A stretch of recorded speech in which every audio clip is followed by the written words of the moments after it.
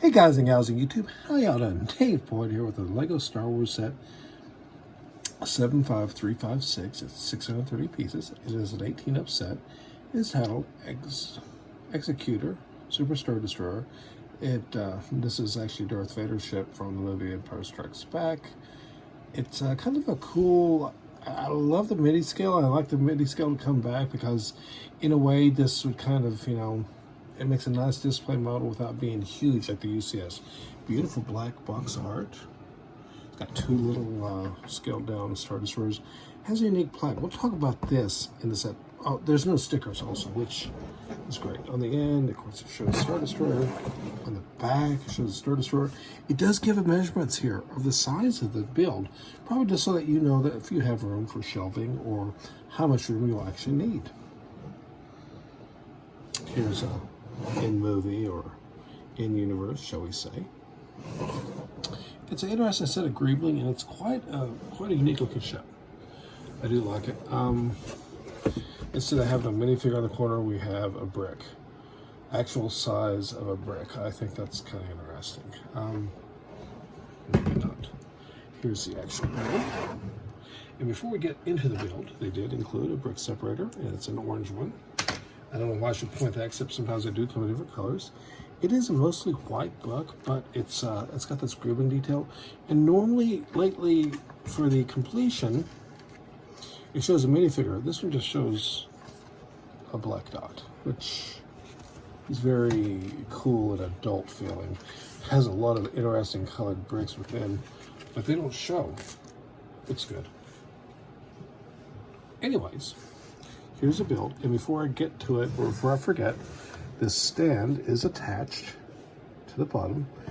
That doesn't mean that there isn't some details, but they have this grill piece here, and the instructions calls for a grill piece on this side, but I removed it and made this look just like the one on the picture, because otherwise there's no stand for this, so I put it here. Alternately, you could put it on the bottom here and flip this up or down, because it's on hinge plates. Also, very exciting, there's no stickers. It's kind of cool.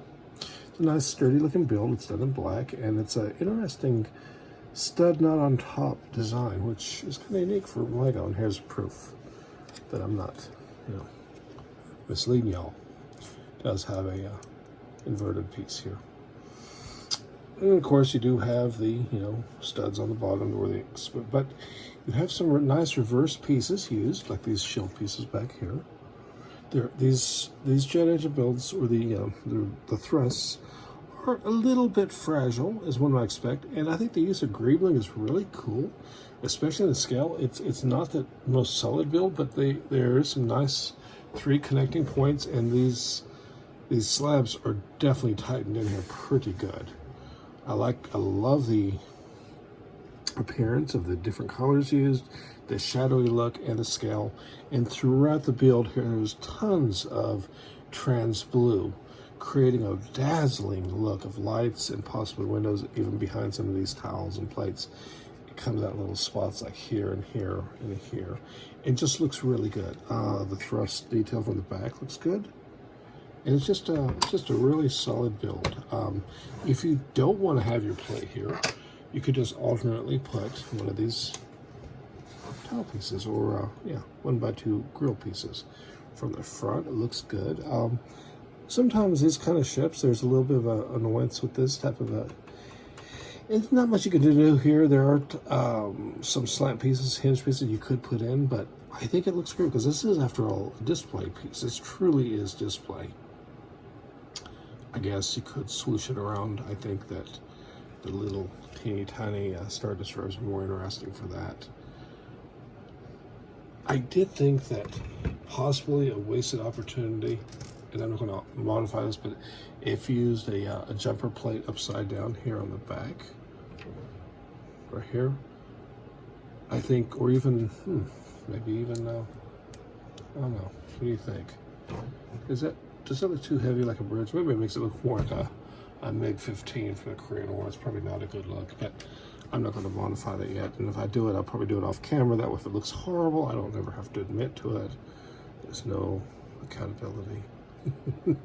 But I really did like the tiled over look. It's a very, and of course you have to with the Executor. But yeah, I picked this up at local Walmart. I did grab a damaged box, leaving the better one there for someone else, since I was opening this one, and I'm definitely a box collector if nothing else. So anyways, I'll stop swooshing around. I am going to probably choose, for my display purposes, remove this and make it look like the box art, so this piece does not come up missing or end up being used for some weird mock.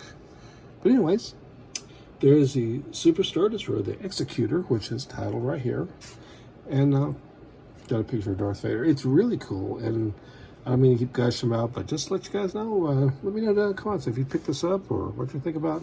Also, the other thing, I keep talking. The other thing I was looking at is I do want to get the big UCS set, either the Venator or Star Destroyer, probably eventually all of them I would love to have. And I always thought, I was afraid it might look like a big gray blob sitting on the shelf, or more likely a table. And I thought this might be a good way to see if I'm okay with this kind of a model on display. Anyways, this is small enough I can put it almost anywhere and it won't be a problem. Bigger UCS sets could be a problem, but really appreciate the views out there, the great community, the super support. You guys and gals out there, y'all take care. Just let me know what you're building, what you're working on, how your own personal adventures are going in LEGO. Keep building. Ciao.